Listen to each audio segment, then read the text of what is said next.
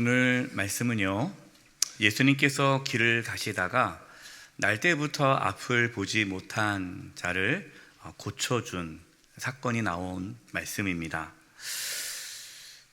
예수님께서 단순히 앞을 보지 못한 자가 불쌍해서 그를 고쳐준 것이 아닙니다.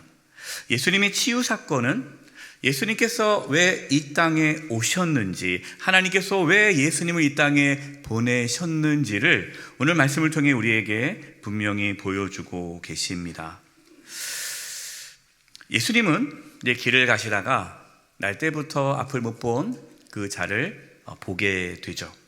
당시 시각장애로 산다는 것은요, 구걸하며 살아갈 수밖에 없다는 뜻입니다. 태어날 때부터 앞을 못 봐요. 도저히 혼자 힘으로 살아갈 수 없습니다. 할 수 있는 유일한 길은 구걸하는 거예요. 그러니까 거지로 살아갈 수밖에 없는 인생입니다. 얼마나 불행합니까? 얼마나 불쌍합니까? 어떠한 소망도 없이 그저 살기 위해 구걸하며 살아가는 그 자에게 예수님이 다가가십니다. 예수님이 그를 만나 주십니다.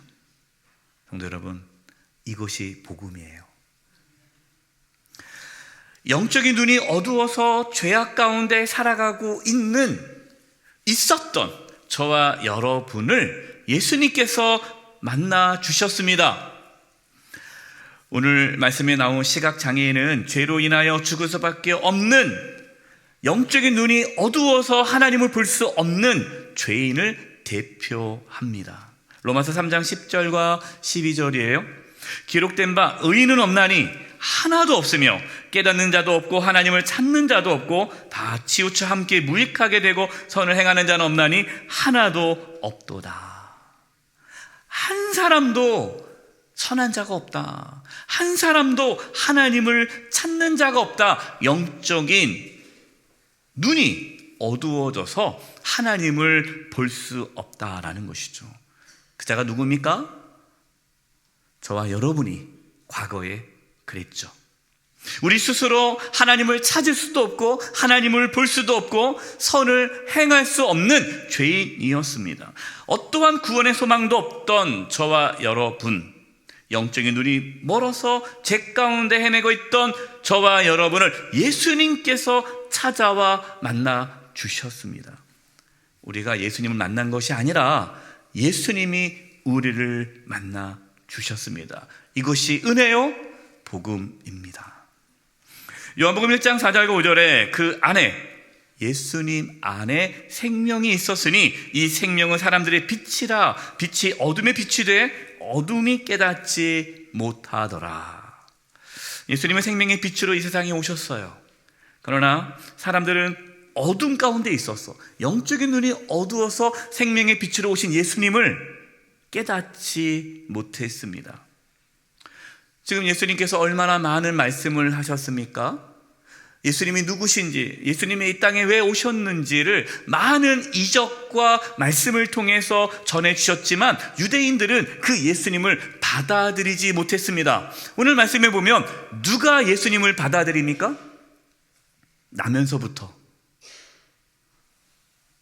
볼 수 없는, 평생 구걸하며 살았던 그 거지가 예수님을 만나고 구원에 이르게 되었습니다.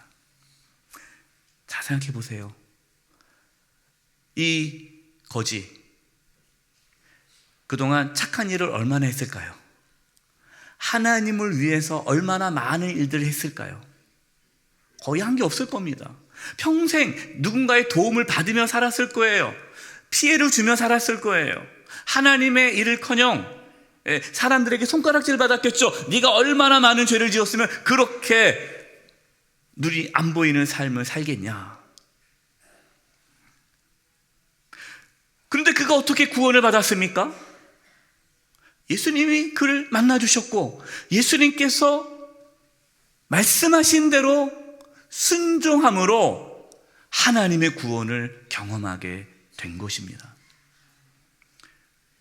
영적인 눈이 어두워서 살아가고 있었던 저와 여러분이 어떻게 영적인 눈이 열려서 하나님의 자녀가 될 수 있었을까요? 우리가 무엇을 해서 우리가 구원받은 것이 아니라는 거죠. 그냥 예수님을 받아들였기 때문에 구원을 받게 된 것입니다. 요한복음 1장 11절 12절에 자기 땅에 오매 자기 백성이 영접하지 아니하였으나, 사람들은 예수님을 영접하지 아니하였으나 12절 영접하는 자, 곧 그 이름을 믿는 자들에게는 하나님의 자녀가 되는 권세를 주셨으니. 아멘. 사랑하는 성도 여러분, 예수님을 영접하시기 바랍니다. 예수님을 믿으시기 바랍니다. 그래서 우리의 영적인 눈이 밝아져서 내가 하나님의 자녀임을 깨닫고 하나님을 볼 수 있기를 바랍니다. 제자들은 이 앞을 보지 못하는 이 거지를 바라보면서 예수님께 질문을 해요. 예수님, 이 사람이 나면서부터 앞을 보지 못했는데 누구의 죄 때문입니까? 이 사람 죄 때문입니까? 아니면 부모의 죄 때문입니까? 당시 사람들은 이러한 생각이 있었어요. 적지 않은 사람들이 전생을 믿었다고 합니다. 전생.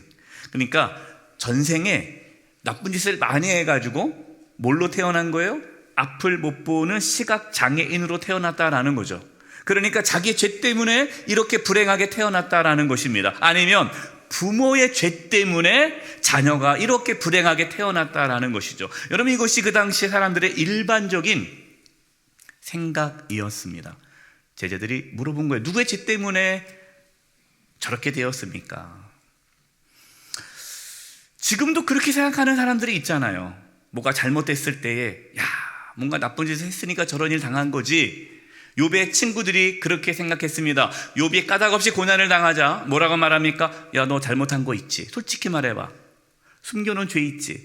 어떻게 하나님께서 죄 없는 자를 저렇게 심판하겠어? 너 분명히 죄 지은 게 있을 거야. 빨리 회개해. 어떻습니까? 저와 여러분에게 찾아온 인생의 여러 가지 고통과 고난, 세상 사람들이 말하는 불행이라는 것이 죄의 결과일까요? 그럴 수도 있고 그렇지 않을 수도 있습니다. 히브리서 12장 6절과 11절에 주께서 그 사랑하시는 자를 징계하시고 그가 받아들이시는 아들마다 채찍질하심이라 하였으니 무릇 징계가 당시에는 즐거워 보이지 않고 슬퍼 보이나 후에 그로 말미암아 연단받은 자들은 의와 평강의 열매를 맺느니라. 하나님은 때로 우리가 잘못된 길을 걸어갈 때에 우리를 징계하신다라고 말씀하십니다. 징계의 목적은 심판이 아니죠. 살리기 위해서죠. 사랑하니까. 부모가 자녀가 잘못된 길을 걸어가면 혼내지 않습니까? 미워서 혼내는 게 아니잖아요. 사랑하니까 잘자라고 혼내는 거 아닙니까? 마찬가지예요. 우리가 잘못된 길을 걸어갈 때 하나님은 때로 징계를 통해서 우리를 바른 길로 인도하십니다. 따라서 우리의 삶에 생각지도 않은 어떠한 고통과 고난, 세상 사람들이 말하는 불행이 찾아올 때에 혹시 내가 하나님 앞에 범죄한 것은 없는가, 내가 혹시 잘못된 길을 걸어가고 있지 않은가를 돌아보는 것은 필요합니다. 시편 119편 67절에 이렇게 말씀하고 계세요. 고난 당하기 전에는 내가 그릇 행하였더니 이제는 주의 말씀을 지키나이다. 고난 당하기 전에는 그릇 행했다는 겁니다. 어려움이 생기기 전에는 그냥 내 마음대로 죄짓고 막 살았는데 고난을 당하고 나니까 이제야 내가 하나님의 말씀에 귀를 기울이게 되고 하나님의 말씀을 지키게 되었습니다 라는 신앙 고백이죠. 이 부분이 중요합니다. 우리는 살아가면서요, 생각지도 않은 고난과 고통, 또 불행이 찾아올 수 있습니다. 하지만 그것이 축복이 되게 하는 것이 중요합니다. 고난이 어떻게 축복이 됩니까? 가만히 둔다고 해서 고난이 축복이 되는 것은 아니에요. 그 고난을 통해, 그 고통을 통해 우리가 성숙해진다면, 신앙의 성숙함이 찾아온다면 여러분, 그 고난과 고통은 축복이 되는 것입니다. 혹시 어떤 어려움이 있습니까? 여러분에게 찾아온 그 어려움, 세상 사람들은 어떡하냐, 참 안 됐다, 불행이 찾아왔네 라고 말하는 그것이 저와 여러분에게 믿음의 성숙을 가져오는 통로, 기회가 되기를 간절히 기도합니다. 예수님께서는 이제 아주 중요한 말씀을 하세요. 제자들이 예수님, 누구의 죄 때문에 저 사람이 나면서부터 앞을 못 보는 불행한 삶을 살게 되었습니까? 라고 질문할 때에 예수님의 대답입니다. 요한복음 9장 3절이에요. 예수께서 대답하시되 이 사람이나 그 부모의 죄로 인한 것이 아니라 그에게서 하나님이 하시는 일을 나타내고자 하심이라. 여러분, 예수님의 이 대답은요, 그동안 사람들이 갖고 있었던 신앙의 틀을 완전히 깨버리는 거죠. 그전에는 어떤 신앙의 틀이 있었습니까? 내가 말씀에 순종해야 돼요. 왜? 순종하지 않으면 벌을 받는 거예요. 착하게 살아야 돼요. 그렇지 않으면 벌을 받아요. 그것이 신앙의 하나의 틀이었는데 예수님께서 이렇게 말씀한 거예요. 아니다. 누구의 죄 때문이 아니다. 저 사람이 저렇게 태어나면서부터 앞을 못 본 것은 하나님의 일을 나타내려고 한 것이다. 하나님의 살아계심을, 하나님의 구원하심을, 하나님의 영광을 나타내도록 하기 위해서 그 사람은 앞을 못 본 자로 태어났다라는 겁니다. 여러분, 이것은 충격적인 말씀이에요. 우리가 이 예수님의 말씀을 믿는다면 두려울 것이 없어요. 그렇잖아요? 우리에게 있는 모든 고난과 고통, 세상 사람들이 불행이라고 말하는 것조차도 다 하나님의 일, 하나님의 구원과 하나님의 영광을 나타내는 통로가 된다라는 것입니다. 무엇이 믿음일까요?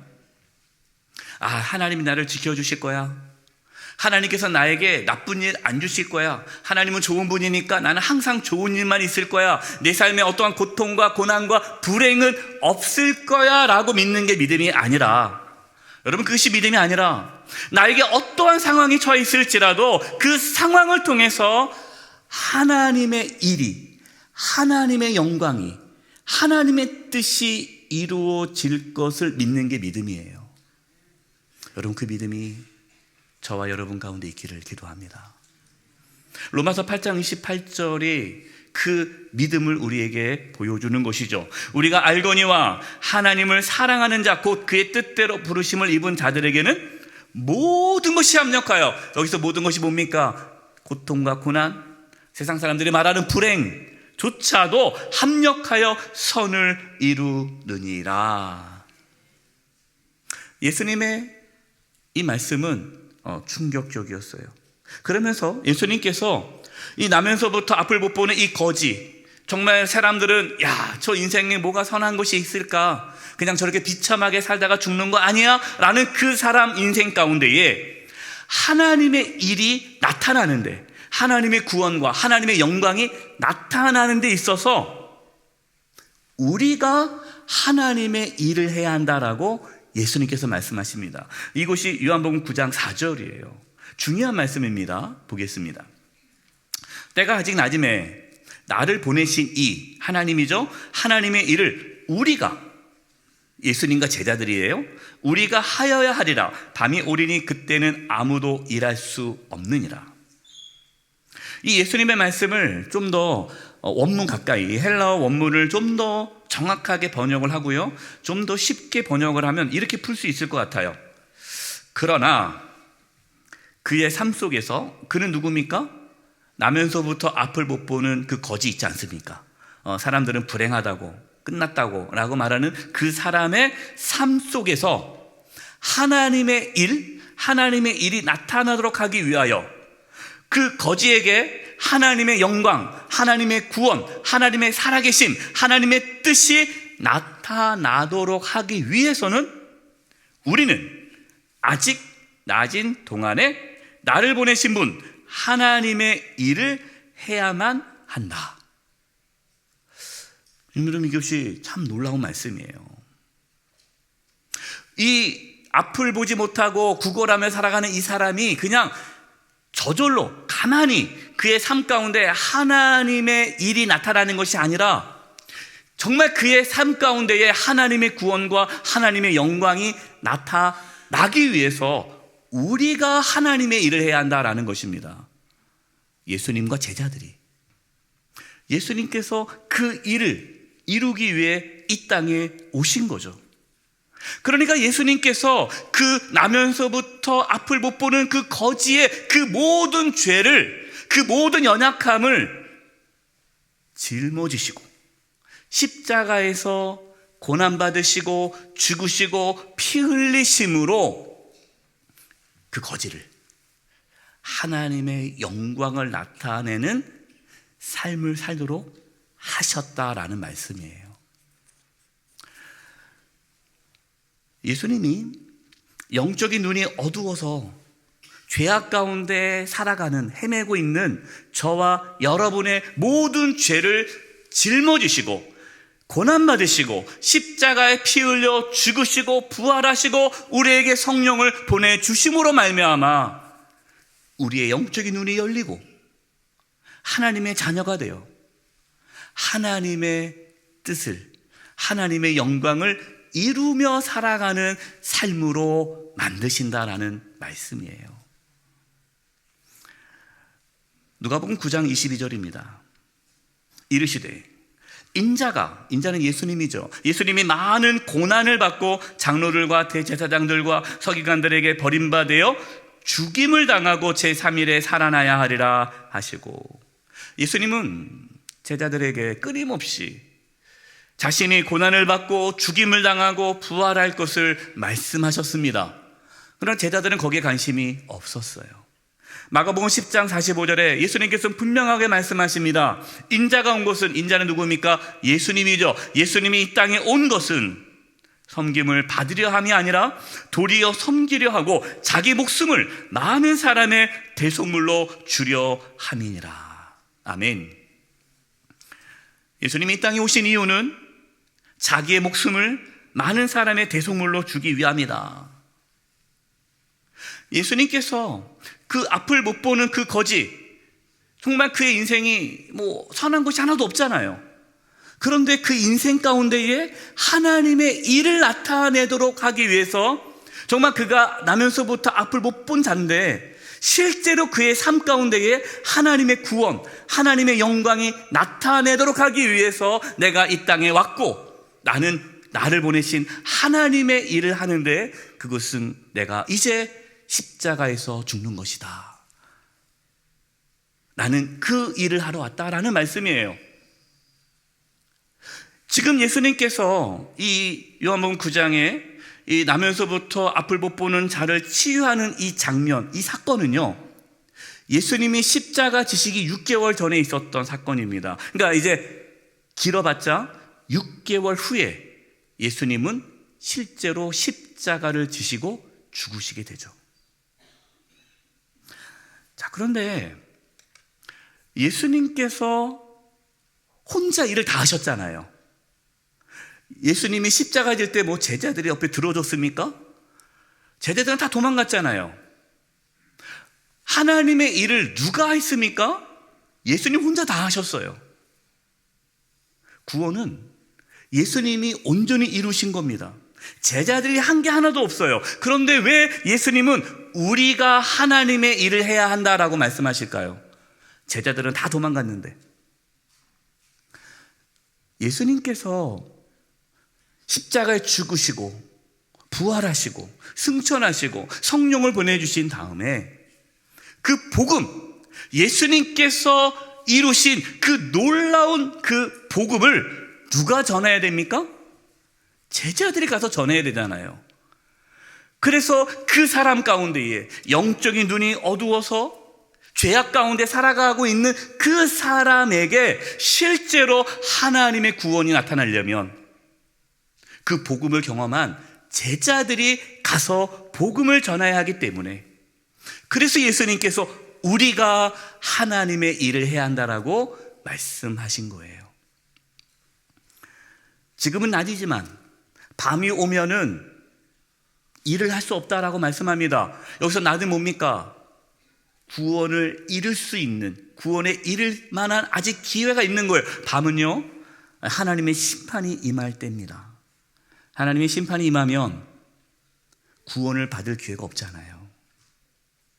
그래서 구원 받을 수 있는 기회가 있을 때에 우리는 하나님의 일을 해야 한다는 뜻이에요. 지금 예수님께서는 우리에게 하나님의 일을 함께 하자고 초청하고 계십니다.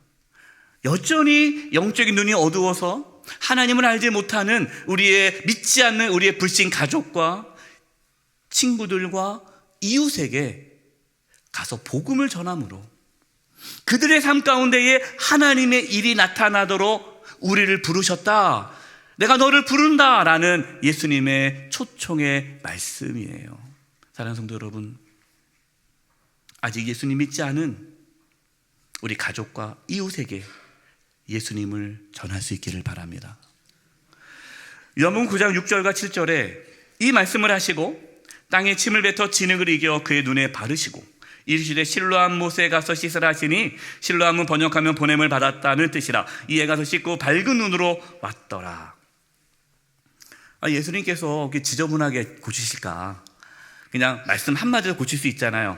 눈 떠져라, 이제 보일지어다. 그럼 바로 보일 텐데 왜 침을 뱉어가지고 흙을 으겨가지고 진흙을 만들어가지고 눈에 탁 붙인 다음에 바른 다음에 실로암에 가서 씻으라, 왜 이렇게 굳이 하실까?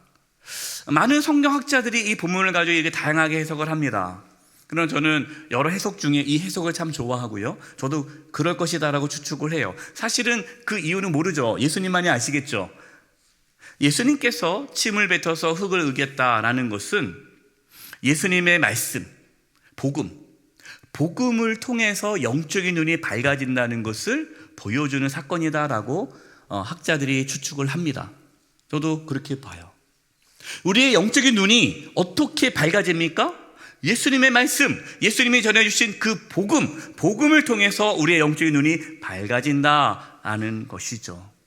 예수님께서 실로암으로 가라 했습니다. 실로암은요, 보냄을 받았다라는 히브리어 실로아에서 나온 헬라어로 바꾼 건데요, 이 실로암은요, 물이 있잖아요. 실로암 못인데 초막절에 이 실로암에 가서 물을 길어다가 제단에 물을 붓는 예식이 있습니다. 예수님께서 초막절에 그 물을 붓는 그 예식 속에서 이렇게 말씀하시죠. 누구든지 목마른 자는 내게로 와서 마시라. 나를 믿는 자에게는 그 배에서 생수의 강이 흘러 넘치리라. 예수님께서 나는 생명의 물이다, 이 말씀을 하셨어요. 실로암은 예수 그리스도를 상징하는 거죠. 그래서 실로암에 가서 씻으라 라는 것은요, 예수님께 가서 깨끗함을 받으라 라는 의미로 해석할 수가 있습니다. 우리가 어떻게 씻음 받을 수 있을까요? 우리가 어떻게 깨끗이 될 수 있을까요? 생명이신, 생명수이신 예수님께 가서 예수 그리스도의 보혈로 깨끗함을 받아야 함을 믿으시기 바랍니다. 예수님께서요, 소경이 소경을 인도하면 둘 다 구덩이에 빠진다고 그랬어요. 우리가 먼저 소경에서 고침받아야 되지 않습니까? 오늘 말씀에 나면서부터 앞을 못 보던 자가 누굽니까? 저와 여러분이에요. 우리는 나면서부터 죄인이잖아요. 나면서부터 하나님을 모르는 자 아닙니까? 오늘 예수님의 말씀을 붙잡고 예수님의 말씀에 순종함으로 예수님께 나아가 깨끗함을 받을 수 있기를 바랍니다. 이 사순절에 예수 그리스도의 보혈을 의지하며 죄사함을 받는 은혜가 있기를 바랍니다. 우리의 영적인 눈이 밝아진 다음에 영적으로 어두운 자에게 가서 예수 그리스도에 가서 씻으라 라는 말씀을 전할 수 있기를 바랍니다. 이제 말씀 마치겠습니다. 일제강점기에 우리 믿음의 선진들은 나라의 어둠 속에서 자유와 평화를 위해 3.1 운동을 주도하셨어요. 우리는 3.1절을 맞이하면서 믿음의 선진들의 희생을 기억하고 본받아야 합니다. 그들의 신앙은요, 말로만의 신앙이 아니라 행동으로 나타나는 신앙이었어요. 나라를 위해 여러분 기도하시기 바랍니다. 여전히 이 대한민국은 영적으로 어두운 가운데 있습니다. 안타깝게 많은 영혼들이 아직도 예수님을 모르고 살아가고 있습니다. 믿음의 선진처럼 행동하는 믿음을 가질 수 있기를 바랍니다. 영적인 어두움에 영적인 자유를 잃어버리고 있는 자들에게 영적인 자유를 선포할 수 있기를 바랍니다. 3.1절을 맞이하여서요, 우리가 새생명 초청주의를 또 선포식을 합니다. 대한독립 만세를 외쳤던 것처럼 영적 어둠이 있는 영혼들에게 예수님께로 가서 씻으라 라고 선포할 수 있기를 바랍니다. 우리는 세상으로 보냄을 받았습니다. 여러분, 그 사람들은요, 스스로 예수님께 나올 수 없어요. 예수님이 찾아가지 않았습니까? 우리가 찾아가서 복음을 전해야 그 복음으로 그들의 어두운 눈이 밝아져 예수님을 만날 수가 있어요. 영적 어두움 가운데 있는 영혼을 생명의 빛이신 예수님께로 인도할 수 있기를 주님의 이름으로 축원드립니다. 기도하겠습니다. 하나님, 영적인 어두움 가운데 있던 저희들 불쌍히 여겨주셔서 찾아오셔서 예수님 믿게 해주시고 영적인 눈이 열려 우리가 하나님의 자녀됨을 깨닫게 하심에 감사합니다.